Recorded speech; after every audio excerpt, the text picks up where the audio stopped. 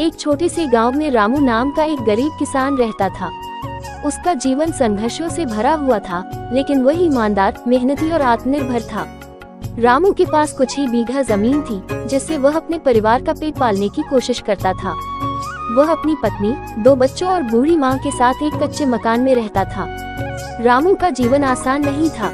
हर साल मौसम की मार, कभी सूखा तो कभी बाढ़, उसकी फसल को खराब कर देती थी। वह कर्ज में डूबता जा रहा था, लेकिन फिर भी उसने कभी हार नहीं मानी। वह रोज सुबह सूरज उगने से पहले खेतों में काम करने चला जाता और देर शाम तक पसीना बहाता। एक साल जब फसल पूरी तरह से नष्ट हो गई, तो रामू की हालत और भी खराब हो गई। साहूकारों का दबाव बढ़ने लगा, बच्चे भूख से रोने लगे और पत्नी की आंखों में चिंता साफ झलकने लगी। उस समय रामू ने एक बड़ा फैसला लिया। उसने गांव के कृषि विभाग से संपर्क किया और आधुनिक खेती की तकनीक सीखने का निश्चय किया।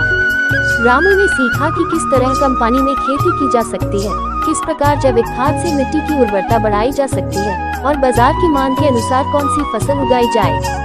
अगले सीजन में रामू ने सब्जियों की खेती शुरू की और धीरे धीरे अपनी मेहनत से अच्छी फसल उगाई। उसने नजदीकी शहर में अपनी उपज बेचनी शुरू की और सीधे उपभोक्ताओं से संपर्क किया। कुछ ही समय में रामू की आर्थिक स्थिति सुधरने लगी।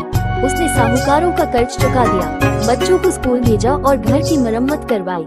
उसकी मेहनत और नई सोच ने उसे एक सफल किसान बना दिया। गांव के लोग अब उससे सलाह लेने आने लगे। गरीब किसान रामू अब गांव के लिए प्रेरणा बन गया था। उसने ये साबित कर दिया कि संसाधनों की कमी के बावजूद भी यदि मन में संकल्प हो, तो कोई भी अपने जीवन को बदल सकता है। उसकी सफलता इस बात का प्रमाण थी कि बदलाव की शुरुआत हमेशा खुद से होती है।